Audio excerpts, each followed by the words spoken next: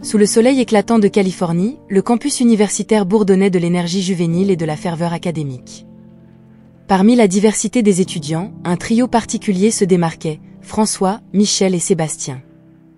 Issus de familles influentes et nanties, ces trois jeunes naviguaient dans la vie universitaire avec une assurance inébranlable, forgée non seulement par leur statut socio-économique, mais aussi par une certaine impunité découlant des connexions de leurs parents.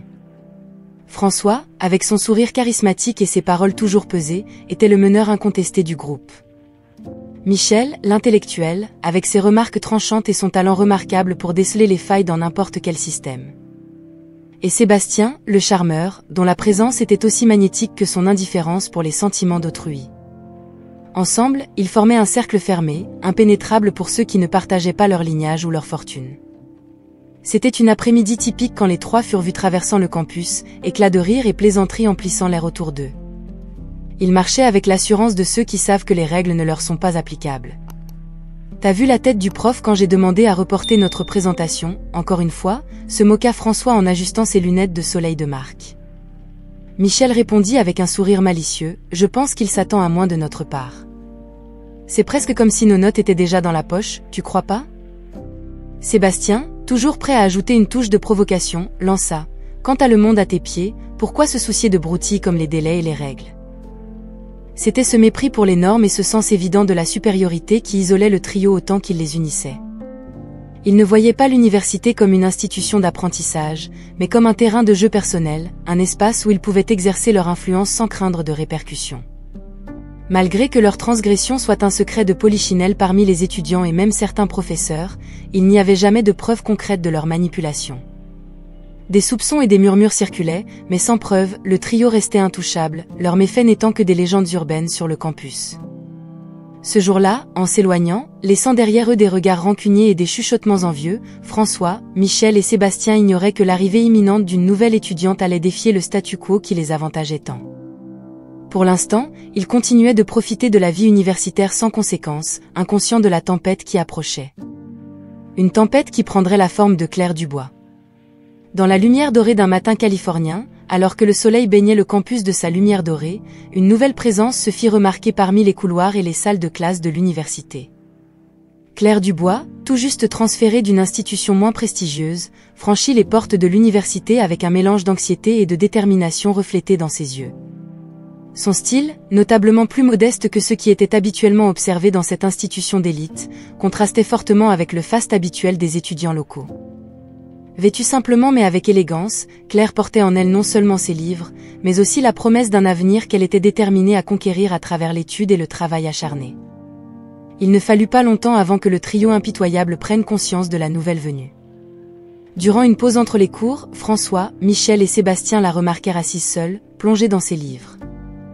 La simplicité de sa tenue et l'absence de toute marque visible de richesse ou de statut furent suffisantes pour éveiller leur mépris. « Regardez qui nous avons là » commença François, sa voix chargée de sarcasme en s'approchant de Claire. Une véritable Cendrillon, perdue dans notre royaume de luxe. Michel éclata de rire, se penchant légèrement en avant, essayant de capter l'attention de Claire. Je parie qu'elle pense pouvoir changer le monde avec ses livres. Qui sait? Peut-être cherche-t-elle son prince charmant ici. Sébastien, ne perdant pas l'occasion, se joignit à la moquerie. Ou alors, elle attend que sa marraine la fait payer ses frais de scolarité. D'où viens-tu, ma chère? Un endroit dont on n'a jamais entendu parler? Claire leva les yeux de ses livres, fixant le trio avec un calme désarmant. Sa voix, ferme et confiante, brisa le silence qui s'ensuivit. Je crois que la valeur d'une personne n'est pas mesurée par la richesse de ses parents, mais par son caractère et ses réalisations. Et je suis ici pour apprendre, pas pour participer à un défilé de mode ou chercher un prince charmant. La réponse de Claire prit le trio par surprise, les silençant momentanément. Autour, quelques étudiants qui s'étaient arrêtés pour observer l'interaction commencèrent à murmurer entre eux, visiblement impressionnés par son courage. François, tentant de reprendre le contrôle de la situation, lâcha un rire forcé. Eh bien, voyons combien de temps cette détermination tiendra ici. Avec un signe de tête à ses comparses, il s'éloigna, laissant Claire seule une fois de plus. Ce que le trio ignorait, c'était que cette interaction ne serait que le début d'une série d'événements qui défieraient l'équilibre du pouvoir à l'université. Claire Dubois, avec son arrivée inattendue et sa détermination inébranlable, était sur le point de laisser une marque indélébile sur le campus et ses habitants. Le couloir de l'université était bondé, le bourdonnement des conversations remplissait l'air, lorsque Claire Dubois, la nouvelle étudiante transférée, fit son entrée, inconsciente du conflit imminent. Son style modeste contrastait avec l'exubérance habituelle du campus, mais c'était sa détermination, clairement visible dans ses yeux fermes et ses pas décidés, qui la faisait se démarquer. François, Michel et Sébastien, habitués à être le centre de l'attention, observaient la scène avec dédain. La présence de Claire, une figure si sans prétention, était une nouveauté qu'ils ne pouvaient laisser passer sans commentaire. « Regardez qui nous avons décidé d'accueillir sur notre illustre campus », se moqua François, assez fort pour que Claire et ceux autour puissent entendre. Une véritable Cendrillon, prête pour le bal. Les amis rirent, encouragés par la poursuite de la taquinerie. Michel ajouta, « J'espère que tu as apporté ton balai, Cendrillon. Quelqu'un doit bien garder cet endroit propre. » La foule autour, habituée aux insolences du trio, s'attendait à ce que Claire se rétracte sous le poids des mots. Au lieu de cela, elle s'arrêta, se tournant pour les affronter avec une contenance qui surprit tous les présents. « Je préfère être Cendrillon que des princes sans royaume, » répondit Claire, sa voix claire et ferme. Au moins, elle connaissait la valeur du travail acharné et de l'intégrité, quelque chose que vous, manifestement, ne connaissez pas. Un silence choqué s'empara du couloir. Peu s'attendaient à une telle riposte, et encore moins de la part de quelqu'un de si nouveau dans l'environnement universitaire. Sébastien, essayant de reprendre le dessus, tenta un dernier commentaire, « Attention, Cendrillon. L'horloge a déjà sonné minuit. » Claire, cependant, ne se laissait pas démonter. Minuit ne sonne que pour ceux qui ont quelque chose à craindre. Je me demande ce que vous redoutez tant de voir révéler au grand jour. L'auditoire, jusque-là en hésitation, éclata en applaudissements spontanés pour Claire. Son courage et son éloquence ne l'avaient pas seulement défendue, mais avaient également diminué, même si c'était momentanément, l'influence intimidante du trio. François, Michel et Sébastien, pour la première fois depuis longtemps, se retrouvèrent sans mots, un goût amer de défaite pesant dans leurs estomacs. Et tandis qu'ils s'éloignaient, murmurant entre eux, Claire continuait son chemin, la tête haute, ayant conquis le respect de nombreux observateurs distants. Cette confrontation dans le couloir n'était pas juste un échange de mots, c'était le signe avant-coureur de changement. Claire Dubois était arrivée, et la dynamique de pouvoir à l'université était sur le point d'être remise en question. L'humiliation subie par François, Michel et Sébastien n'était pas quelque chose qu'ils étaient prêts à laisser passer.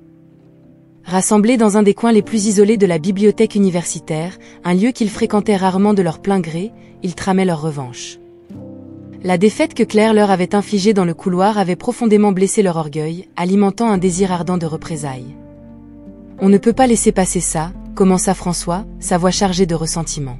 « Elle doit apprendre sa place. » Michel, toujours le stratège, suggéra, « Il nous faut quelque chose de grand, quelque chose de public. » Une humiliation qu'elle ne pourra pas simplement esquiver avec des mots bien tranchés. C'est alors que l'idée émergea. L'anniversaire de François approchait. Ce serait une occasion grandiose, avec presque tous les étudiants influents et les professeurs de l'université présents. L'événement parfait pour exécuter leur vengeance. Vous savez, dit François, un sourire malicieux se formant sur ses lèvres, ma fête d'anniversaire est ce samedi. Et si on invitait Claire ? Devant tous les invités, on pourrait organiser un petit incident. Sébastien, le plus impulsif du groupe, fut immédiatement d'accord. Parfait. Une humiliation en public, devant toute l'élite universitaire. Elle n'aura nulle part où se cacher. Les détails du plan commencèrent à se préciser. Ils enverraient une invitation formelle à Claire, la faisant croire qu'elle était acceptée dans leur cercle social. Cependant, le véritable but serait de l'exposer à une situation embarrassante, de préférence quelque chose qui la marquerait négativement devant ses pairs et ses professeurs. Michel, réfléchissant aux spécificités, ajouta, « Il faut s'assurer que tout soit capturé en vidéo. Rien d'explicite, bien sûr. Juste assez pour la rendre mal à l'aise et déplacée. » D'accord d'un hochement de tête, le trio finalisa son plan de vengeance. La fête d'anniversaire de François, avec son atmosphère luxueuse et sa liste d'invités sélects, serait le cadre parfait pour leurs représailles. Et avec les préparatifs déjà en cours, tout ce qu'ils avaient à faire était d'envoyer l'invitation à Claire, un appât qu'elle mordrait sans doute. Ainsi, avec le plan méticuleusement élaboré, les trois se dispersèrent, chacun arborant un sourire de satisfaction. L'humiliation publique de Claire Dubois ne restaurerait pas seulement leur statu quo mais servirait également de rappel brutal que personne ne défiait le trio impunément. Ils attendaient le samedi avec impatience. Le soleil du matin filtrait encore à travers les feuillages lorsque Claire, se promenant sur le campus, fut abordée par François. La surprise se peignit sur son visage en voyant l'un des membres du trio, connu non seulement pour son influence mais aussi pour leur récente altercation, s'approcher avec un sourire tentant d'être aimable. « Claire Dubois », commença François, lui tendant une enveloppe élégante. « C'est avec un immense plaisir que je t'invite à ma fête d'anniversaire ce samedi. Ce sera un événement mémorable et ta présence le rendrait encore plus spécial. » Claire, prenant l'invitation, examina la calligraphie soignée et le seau de cire, signes évidents de l'opulence qui marquait la vie de François. Un instant d'hésitation traversa son regard, pesant les véritables intentions derrière ce geste inattendu. « C'est surprenant, répondit-elle, sa voix teintée de prudence. Je te remercie pour l'invitation, François. Je serai là. Le sourire de François s'élargit, non pas de satisfaction pour l'acceptation de l'invitation, mais par anticipation de ce qui allait suivre. Parfait! J'ai hâte de te voir là-bas. Ça va être une soirée inoubliable, j'en suis sûre. Dès leur séparation, Claire, regardant l'invitation dans ses mains, ne put s'empêcher de ressentir un mélange de curiosité et d'appréhension. Pourquoi, après leur désaccord, le trio changerait-il d'attitude si radicalement? Elle envisagea la possibilité d'un piège, mais la curiosité et la détermination de ne pas se laisser intimider prirent le dessus. Quoi qu'il en soit, je peux gérer ça, murmura-t-elle pour elle-même, glissant l'invitation dans son sac. Pendant ce temps, loin des yeux de Claire, François retrouvait Michel et Sébastien, qui l'attendaient avec impatience. Elle a accepté, annonça-t-il triomphalement, un sourire machiavélique partagé entre eux. La perspective de voir Claire humiliée, enfin mise à sa place, les remplissait d'une anticipation malicieuse. Alors, tout est prêt. Samedi sera le jour où Claire Dubois apprendra à ne pas se frotter à nous, dit Michel, sa voix emplie de satisfaction. Sébastien, toujours le plus franc, ajouta, j'ai hâte de voir la tête qu'elle fera. Elle ne sait pas ce qui l'attend. Avec le plan en mouvement et l'invitation acceptée, le trio se délectait à l'idée de leur revanche. Ils étaient convaincus que la fête d'anniversaire de François serait le théâtre d'une humiliation inoubliable pour Claire Dubois. Ils étaient loin de se douter, cependant, que les événements prendraient une tournure très différente de celle qu'ils avaient planifiée. À mesure que le grand jour approchait, le trio, plongé dans sa conspiration de vengeance, se consacrait aux préparatifs finaux avec une précision presque obsessive. Le restaurant choisi pour la fête d'anniversaire de François, connu pour son exclusivité et sa clientèle d'élite, servirait de décor parfait pour la réalisation de leur plan contre Claire. Par une après-midi ensoleillée, sous prétexte de vérifier les derniers arrangements pour l'événement, François, Michel et Sébastien visitèrent les lieux. Ils apportaient avec eux de petites caméras numériques, assez discrètes pour être placées sans attirer l'attention, mais assez puissantes pour capturer chaque instant de ce qu'ils espéraient être l'humiliation définitive de Claire. Mettez-en une ici, près de l'entrée, instruisit Michel, pointant vers un pot de plantes stratégiquement placé. Nous voulons capturer son expression dès qu'elle entrera. Sébastien, manipulant une autre caméra, suggéra, et pourquoi pas une près de la table principale? Quand le grand moment arrivera, nous aurons une vue claire sous tous les angles. François, toujours le souci du détail, ajouta, n'oubliez pas de régler les caméras pour qu'elles envoient directement les vidéos sur nos portables. On ne peut pas se permettre de rater quoi que ce soit. Une fois les caméras bien en place et les derniers arrangements vérifiés, le trio quitta le restaurant, un air d'attente et de satisfaction flottant autour d'eux. Les jours suivants, ils étaient à peine capables de contenir leur impatience, trépignant d'anticipation à l'idée que leur plan se déroule. Des discussions et des éclats de rire à propos de l'événement remplissaient leur rencontre, chacun imaginant les différents scénarios où Claire serait mise à nu et humiliée devant tout le monde. Juste imaginer sa tête, riait François, quand elle réalisera qu'elle est tombée pile dans notre piège. Michel, avec un sourire à peine voilé par son anticipation, acquiesça, ce sera un moment qu'elle n'oubliera jamais. Et après ça, je doute fort que quiconque à la fac la regarde de la même manière. Le plan était en marche et le trio était à bout de patience pour le samedi soir, quand toutes les pièces qu'ils avaient méticuleusement mises en place s'emboîteraient. Pendant ce temps, Claire, ignorant tout des intentions cachées derrière l'invitation qu'elle avait acceptée, se préparait pour la fête, sans idée du spectacle soigneusement orchestré qui l'attendait. La soirée d'anniversaire de François était enfin arrivée, apportant avec elle une atmosphère d'excitation palpable qui emplissait l'air du restaurant exclusif. Le lieu était décoré à la perfection, avec des lumières douces créant une ambiance à la fois accueillante et raffinée. Les invités élégants commençaient à arriver, chacun plus chic que le précédent, échangeant des salutations chaleureuses et des rires, dans l'attente d'une soirée de célébration et de fraternité. François, Michel et Sébastien, impeccables dans leurs costumes de soirée, accueillaient les invités avec des sourires charmants, mais leurs yeux cherchaient anxieusement une personne en particulier, Claire. À mesure que l'heure avançait et que plus d'invités remplissaient l'espace, l'absence de Claire commençait à se faire remarquer, du moins par le trio, qui se demandait si leur plan minutieusement orchestré allait rencontrer un obstacle inattendu.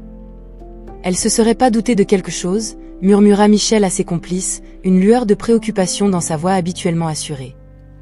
Sébastien, essayant de rester serein, répondit, « Impossible. On a été trop prudent. Elle veut juste se faire désirer, cherchant à faire une entrée dramatique. » François, bien qu'il maintienne la façade de l'hôte parfait, ne pouvait pas dissimuler son inquiétude. La soirée avait été planifiée dans les moindres détails, et l'absence de Claire menaçait de faire s'effondrer le décor de vengeance qu'ils avaient si soigneusement établi. Au fur et à mesure que l'horloge tournait, la tension entre les trois amis montait. Chaque nouvel invité qui franchissait la porte était scruté avec espoir, pour finalement se transformer en une nouvelle vague de déception lorsqu'il s'avérait ne pas être Claire. Le doute commençait à s'installer, et si elle ne venait vraiment pas? Et si tout l'effort pour monter cette embuscade sophistiquée était pour rien? Dans un moment d'anxiété croissante, François s'éloigna, feignant de vérifier son téléphone, mais en réalité, il tentait de masquer sa frustration. Tout ça pour rien, pensa-t-il, commençant à accepter la possibilité que Claire, d'une manière ou d'une autre, avait échappé à leurs griffes. Pourtant, le destin réservait encore ses cartes pour cette nuit-là. Juste au moment où le trio commençait à se demander si leur plan avait échoué, une agitation à l'entrée du restaurant attira l'attention de tous. Une élégante limousine noire venait de se garer, et les portes étaient sur le point de s'ouvrir.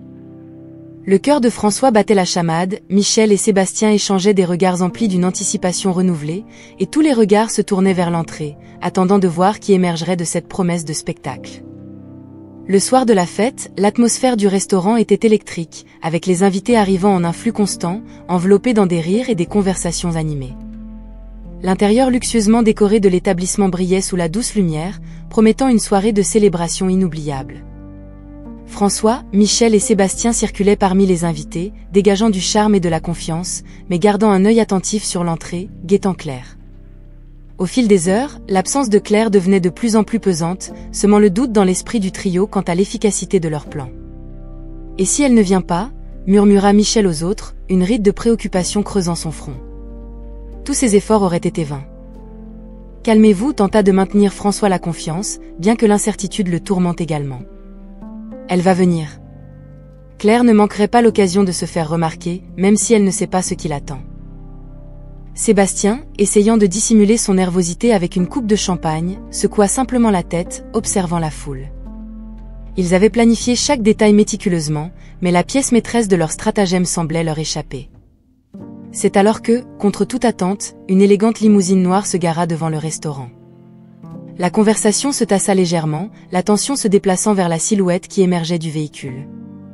Claire, resplendissante dans une robe de soirée qui capturait l'essence de sa beauté sans effort, se dirigea vers l'entrée, accompagnée d'Étienne Martin, un jeune homme dont la présence dégageait un mélange de charme et de pouvoir. Le couple, main dans la main, semblait être un aperçu d'un monde où l'élégance et la grâce régnaient en maître. Le trio, initialement pris de court, observa Claire et Étienne être accueillis avec admiration et salutations chaleureuses par les autres invités. La transformation de Claire, d'une étudiante modestement habillée en la star de la soirée, déjoua complètement les attentes des trois conspirateurs. Ça n'était pas prévu, réussit à dire François, l'incrédulité tintant sa voix. Michel et Sébastien, tout aussi abasourdis, ne purent que concéder. L'arrivée triomphante de Claire non seulement contrecarrait les intentions malveillantes du trio, mais les plaçait également dans une position qu'ils expérimentaient rarement, celle de spectateurs d'un spectacle qu'ils ne contrôlaient pas. Alors que Claire se mêlait aux invités, rayonnante et confiante, le trio fut contraint de revoir son plan. La soirée censée marquer la chute de Claire devenait le théâtre de son ascension incontestée. Au fur et à mesure que la fête progressait, Claire, accompagnée d'Étienne, devenait indiscutablement le centre d'attention. Son port élégant et sa manière gracieuse d'interagir avec les invités balayaient tous les préjugés précédents sur son origine ou son statut. Cependant, c'est un moment inattendu de franchise qui bouleversa la soirée. Lors d'un toast, avec les invités réunis, Étienne prit la parole, sa voix chaleureuse résonnant dans la salle. Aujourd'hui, nous ne célébrons pas seulement l'anniversaire d'un ami, commença-t-il en désignant François, mais aussi le courage et l'intégrité d'une personne très spéciale, Claire. Les regards se tournèrent vers elle, curiosité et admiration se mêlant sur les visages alentours. Claire, surprise mais pas démunie par cet intérêt soudain, se leva pour prendre la parole. Sa voix, ferme et claire, captura l'attention de tous. Beaucoup d'entre vous ont peut-être déjà envisagé mon histoire, d'où je viens, commença-t-elle, un léger sourire jouant sur ses lèvres. La vérité est plus simple et moins mystérieuse que ce que les rumeurs pourraient laisser penser. Elle continua, révélant que ses parents, loin d'être les modestes agriculteurs que certains supposaient, étaient en fait des universitaires respectés. Mon père est directeur d'une école privée, et ma mère est chancelière de l'Université de Californie. Ils m'ont enseigné la valeur de l'humilité et du travail acharné, peu importe où vous vous trouvez. Cette révélation laissa le trio stupéfait, leurs expressions un mélange de choc et d'incrédulité. Leur plan pour humilier Claire sur la base de suppositions sur ses origines modestes s'effondrait sous leurs yeux. Plus que cela, la tentative de la diminuer avait, involontairement, offert un tremplin à Claire pour briller encore plus. L'admiration dans les yeux des invités était palpable, beaucoup acquiesçant avec approbation et respect renouvelé.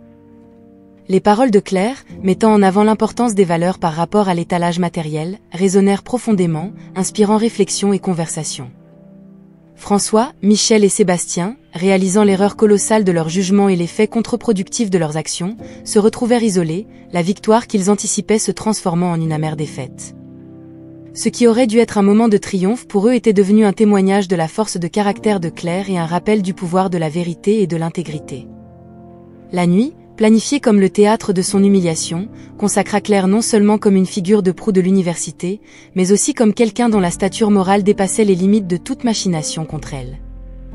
Alors que les invités continuaient à célébrer, le trio était contraint de confronter la réalité que, dans leur tentative de discréditer Claire, ils n'avaient fait que renforcer sa position et diminuer la leur. À la suite de la révélation surprenante de Claire lors de la fête, la vidéo que le trio avait méticuleusement planifiée pour capturer et diffuser son humiliation publique a trouvé son chemin jusqu'aux réseaux sociaux. Cependant, loin de servir le dessein malveillant de François, Michel et Sébastien, le contenu est devenu viral pour des raisons complètement inattendues. Ce qui avait été conçu comme le point central d'une trame cruelle mettait en lumière l'élégance, l'éloquence, et plus important encore, la véritable histoire de Claire. La vidéo, au lieu de montrer une jeune femme honteuse et déplacée, dépeignait une personne confiante, dont les paroles et la posture la plaçaient au-dessus des tentatives mesquines de diffamation. L'admiration et le respect qu'elle avait gagné cette nuit-là étaient capturés et amplifiés par l'objectif des caméras, transmettant un message puissant d'intégrité et de résilience. Alors que la vidéo se répandait, les commentaires qui l'accompagnaient n'étaient pas de moqueries envers Claire, mais plutôt des applaudissements pour son courage et des critiques sévères envers le comportement infantile du trio. Les utilisateurs des réseaux sociaux du monde entier se sont unis pour soutenir Claire, la célébrant comme une héroïne qui a fait face avec grâce à une tentative de déshonneur. François, Michel et Sébastien, quant à eux, ont vu leur réputation s'effondrer. Loin d'être perçus comme les architectes d'une pièce sociale astucieuse, ils ont été ridiculisés comme des antagonistes arrogants, dont la tentative de subversion narrative n'a fait que mettre en lumière leurs propres insécurités et méchancetés. Leur ego n'a pas été épargné par l'examen public, avec des critiques soulignant non seulement l'échec de leur plan, mais aussi la pauvreté de leur caractère. La communauté universitaire, en particulier, a tissé un nouveau tissu social dans les jours qui ont suivi. Claire, déjà respectée pour sa confrontation antérieure avec le trio, était maintenant vénérée pour sa dignité face à l'adversité. Le respect qu'elle commandait débordait des limites de l'université, servant de rappel puissant que la vérité et l'intégrité, à la fin, l'emportent sur la malice et la tromperie. Alors que Claire sortait renforcée de cet épisode, le trio faisait face à un isolement croissant. Le plan qui devait être leur chef-d'œuvre est devenu le catalyseur de leur propre disgrâce, une ironie amère que personne d'entre eux ne pouvait ignorer. La fête d'anniversaire de François, qui promettait d'être un jalon de son influence sociale, a fini par marquer le début de son déclin, un rappel durable que, dans le jeu de la réputation et du respect, les vraies couleurs de chacun finissent par se révéler. Dans le sillage de la fête, alors que les vidéos méticuleusement planifiées par le trio commençaient à circuler, un retournement de situation inattendu s'est produit. Le contenu, initialement destiné à embarrasser et diminuer Claire aux yeux de ses pairs et de la communauté universitaire, s'est transformé en un véhicule pour la magnifier. La vidéo, qui a capturé non seulement l'élégance et la grâce de Claire, mais aussi sa révélation sincère sur son origine et ses valeurs, est devenue virale pour des raisons très différentes de celles anticipées par François, Michel et Sébastien. Alors que la vidéo se propageait, la narrative qui émergeait sur les réseaux sociaux et dans les couloirs de l'université n'était pas de la moquerie, mais de l'admiration. Claire était célébrée comme une héroïne, une jeune femme de principes inébranlables qui a fait face avec dignité et éloquence aux préjugés et aux tentatives d'humiliation. En revanche, le trio, qui avait orchestré le plan, se retrouvait au centre d'une réaction publique écrasante, mais pour des raisons de mépris et de réprobation. Les tentatives de excuses ou d'explications étaient accueillies avec dédain, leurs paroles perdant de leur poids face à la preuve de leurs actions. La dynamique sociale au sein de l'université a radicalement changé. Là où autrefois François, Michel et Sébastien marchaient avec une aura d'intouchabilité, ils rencontraient désormais des regards désapprobateurs et des portes closes. Leur cercle d'amis s'est rétréci, réduit à quelques-uns qui les toléraient encore, plus par commodité que par véritable amitié. Les professeurs et les étudiants, autrefois hésitants à les confronter, ne cachaient plus leur désapprobation. Cet isolement a forcé le trio à affronter les conséquences de leurs actes d'une manière qu'ils n'avaient jamais imaginée. L'humiliation qu'ils avaient tenté d'infliger à Claire s'est retournée contre eux, les dépouillant de leur statut non officiel d'élite parmi les étudiants. Les leçons de l'université, toujours pensées en termes académiques et de future carrière, se sont élargies pour inclure des enseignements sur l'intégrité, le respect et la douloureuse réalité que les actions ont des conséquences. Dans ce nouvel environnement, François, Michel et Sébastien se sont retrouvés à naviguer sur un chemin difficile de réflexion, et peut-être de rédemption. Leur chute, si publique et complète, a servi de rappel cinglant que, à l'ère de la connectivité numérique, les jugements ne viennent pas seulement des tribunaux, mais de la société, prête à défendre ceux qui montrent une véritable force de caractère contre ceux qui cherchent à les diminuer. À la suite des événements tumultueux qui ont marqué la chute du trio et l'ascension morale de Claire, un mouvement inattendu de réconciliation a eu lieu. Reconnaissant la profondeur de leurs erreurs et l'impact de leurs actions, François, Michel et Sébastien ont opté pour un geste de contrition publique.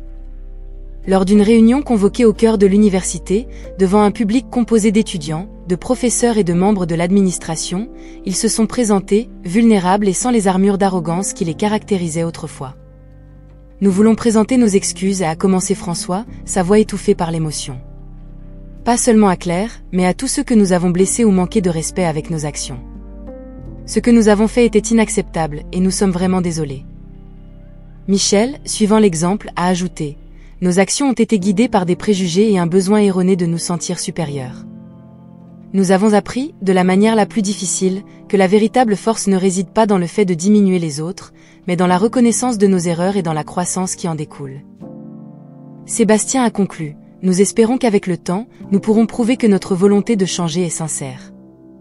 Nous sommes engagés à faire mieux, à être meilleurs. La foule regardait, le silence lourd de l'importance du moment. Claire, dans une démonstration de grâce que peu pouvaient égaler, s'est levée pour s'adresser au trio.